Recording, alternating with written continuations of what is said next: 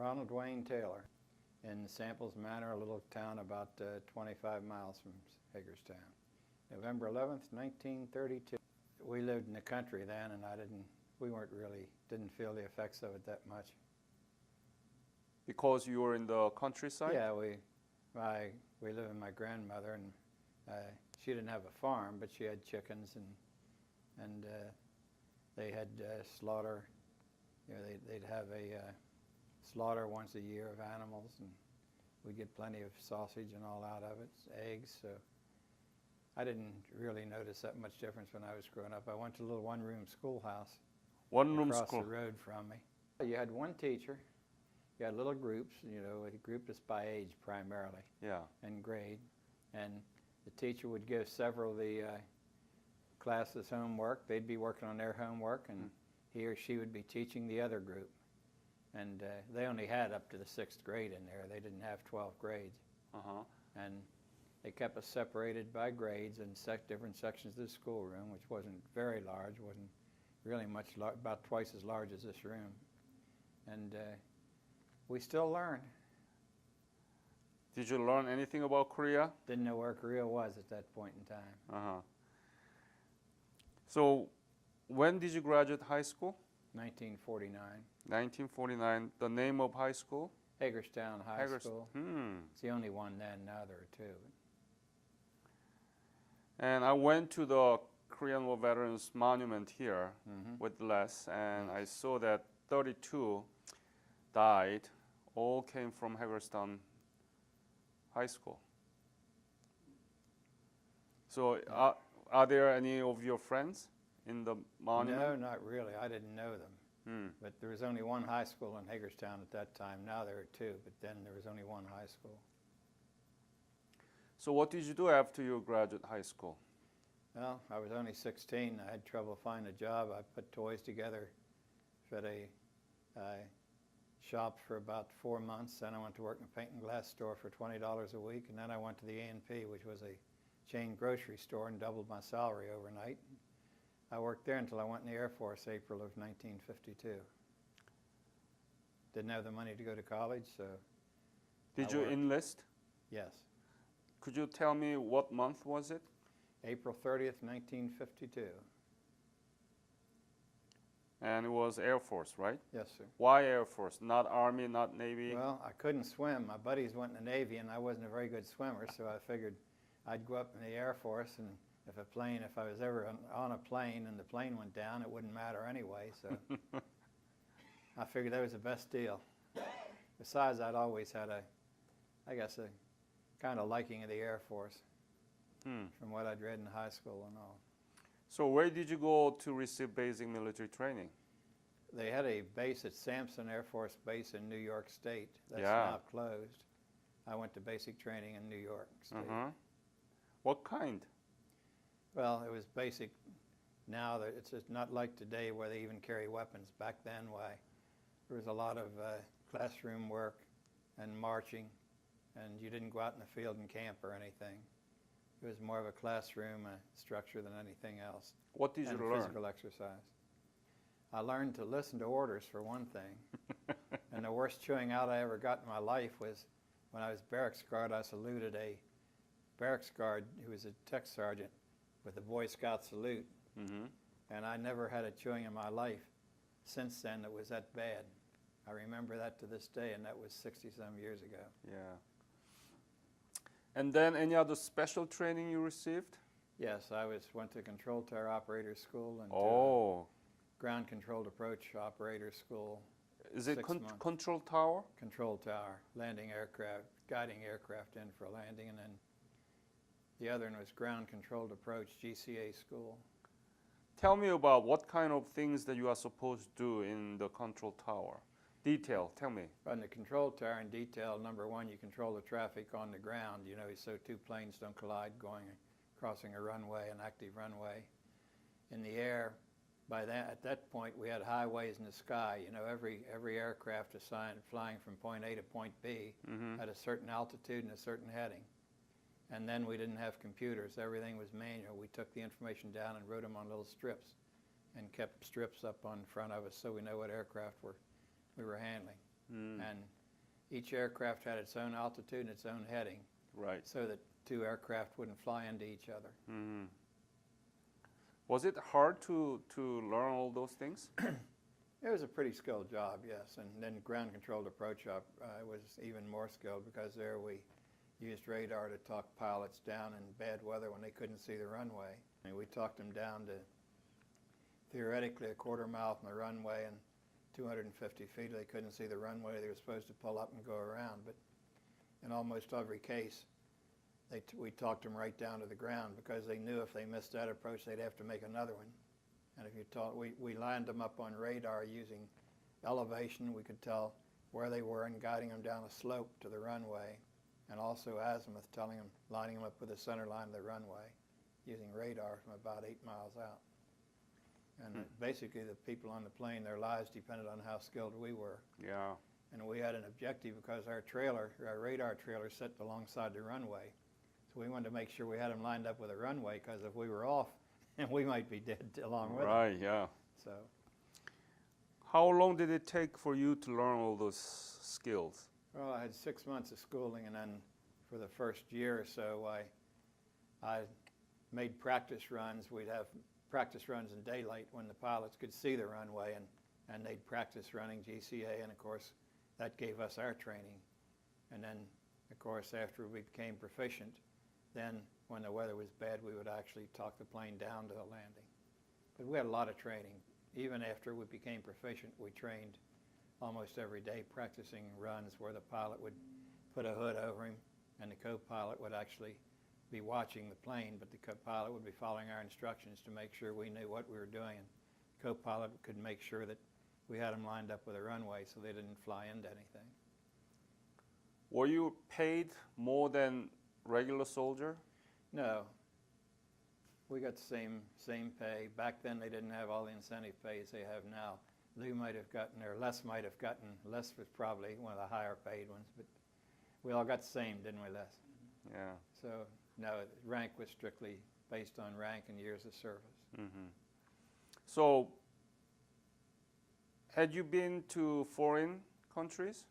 I served 1.5 years in the Philippines during the Korean War. When did you leave for Korea? I mean Philippines. I left for the Philippines in July of 1950. July 19? July of, I don't remember the date. It was early July of 1953. Because the truce was signed while we were in the middle of the Pacific on a troop transport. So that you went to Philippines? Philippine Islands for 18 months. We were stationed at Clark Air Force Base. What was your mission? I was a ground-controlled approach team chief then. Had a team where we guided the planes down in bad weather to a safe landing when they couldn't see the runway from the sky. Anything related to Korea in your mission from Philippines? Yeah, What because kind? some of the, well, a lot of the bombers, of course, would take off from Okinawa or Guam. Yeah. And when they came back, if their base was fogged in, and there were a lot of typhoons in the area there, a lot of them would land at Clark. Because the weather was, even though it might be raining and cloudy, there were no high winds and there were no typhoons or tornadoes in the area. They came in to make an approach at Clark, and they had to rely on us being proficient enough to have them lined up the first time, because if they didn't have much fuel, they knew they had to land. Right. And so they were depending on us to land them safely, to guide them down right to the runway. What kind of aircraft? We had B-29s, B-29? fighter aircraft. What kind? Let's see, back then I guess they were F-86s. F-86. Do you remember on average how many of those aircraft happened to land in Clark Air Base rather than Okinawa and Guam?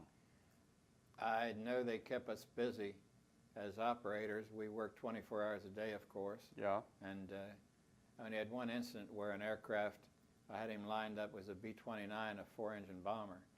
And the pilot couldn't see the runway, and he didn't have enough faith in us that I had him lined up perfectly, so he followed regulations and went around, and he didn't climb fast enough, and actually went down and hit the ground and slid across a field, and there was a gully at the other end, and got back in the air and came around and made another approach. It was almost unbelievable. Wow. But he survived. The crew survived. The plane was damaged, obviously, but the crew survived. Any important kind of after-war kind of battle or the operations that you witnessed from Philippines? No. No? I was never in combat. Never fired upon. We had hot guerrillas on base, and at night we always kept one of our troops armed. No, I'm talking about Korea. Oh, no, I have never been to Korea. But you haven't really involved in any of the operation that was happening in the Korean Peninsula? Not technically, no. No, okay. Our job was primarily landing aircraft, coming back from any place, and bringing them into a safe landing, wherever they came from. So how was life in Philippines, Clark Air Force Base? I enjoyed it. When were you discharged? In April of 1956. April 29th, I guess. I had 4 years in. 29, Of 1956. 56. Yes, sir. And what did you do after you were discharged? I came back. I was going to re-enlist, and I went to a couple of bases. And in the meantime, I went back to work the E&P store for a couple of months and got a job with the railroad. Had a job offered me by the railroad as a tower operator, controlling train traffic from a tower, throwing switches remotely. And I decided to go to college, so I worked full-time for the railroad at night and went to college full-time for 4 years. What college? Went to Hagerstown. It was then Hagerstown Junior College. Days full-time, worked on the Pennsylvania Railroad at night. Then I went to Shepherd College. And, Shepherd? Yes, so and I went to summer school, so I finished everything in 3.5 years. What did you study? Business administration. Ah. And later I went to Yale Graduate School about 10 years later. What graduate school? Yale. Yale. Yale Graduate What did you School. study there? Transportation. The railroad paid me half salary, plus they got me a fellowship for, back then it was $39,000, which covered room and board. Did you get the GI Bill for Hagerstown Junior College? Yes. Ah. What was the benefit of GI Bill? It paid for my textbooks and lab fees, that type of thing, but I had to work full-time. I was married, and my wife worked too, but to pay the bills, why I had to work full-time on the railroad. Didn't they give you a stipend? Yes, but it wasn't enough to pay all the bills. Right. How much was it altogether per month? I don't recall. $100 and some a month less, that sounds about right. 107? It wasn't a fortune. It was $100 and some. It was enough to pay for the textbooks and the lab fees and you didn't pay the miscellaneous tuition? expenses like that. Yeah, I had to pay tuition. You had to? Yes. With the money that you received? Yes. Okay. How long was GI Bill? 3 years? It covered all 4 years of my undergraduate college. Ah. But I worked full-time all that time, too. Yeah. Did you know about this benefit of GI Bill before you enlist? Frankly, before I enlisted, I didn't know too much about I Anything. hadn't really paid that much attention to what benefits you might get. My friends were going in, the war was on, and besides, I figured the uniform would attract women, so I went in. I joined the Air Force because I liked the uniform, liked the idea of being in the Air Force. Were you successful? I guess pretty much so. For a young kid, I didn't too bad. Right. I want to hear the story that Les told you, though. So the impact of your service upon your life after you returned was very positive. Excellent. It was great. If I had to do all over again, I'd do exactly the same thing. Enlist Air Force? Yes. And then I stayed in the Air National Guard and the Air Force Reserve for another 35 years. So I had 39 years service altogether. And also, it's a smooth transition from air control tower to railroad control. Yes, there was a relationship there. And yeah, absolutely. actually, about the time I was getting discharged from the Air Force, they wanted me to re-enlist, but I wanted to try my luck in the civilian world, and because the government had turned a lot of the airports that were shared by military and civilian, and they had military control tower operators, for example, and GCA operators, they were turning them over to civilians, and a lot of guys were getting discharged today as a staff sergeant. Tomorrow they'd stay in the same job, and their pay would triple, because now they were civilians, they were federal government employees. So the salary was attractive, but when I was offered the job with the railroad, it gave me an opportunity to go to college full time and and work nights on the railroad. So it worked out fine. What do you think about you being Korean War veteran, even though you never been in Korean soil? Right. How do you explain it? Well, I'm glad to see that South Korea has done so well, and of course, number one for the guys who were there and who were in combat and who helped defend the country, and all the rest of us who were in supporting roles. I'm very pleased to see. I went down to where your president spoke. At one of the ceremonies at Lesser arranged for us at Washington, and that was very interesting. And to read the book on Korea that the Korean government, South Korean government, put out, and hear Secretary of Defense and President Obama talking about South Korea. Why?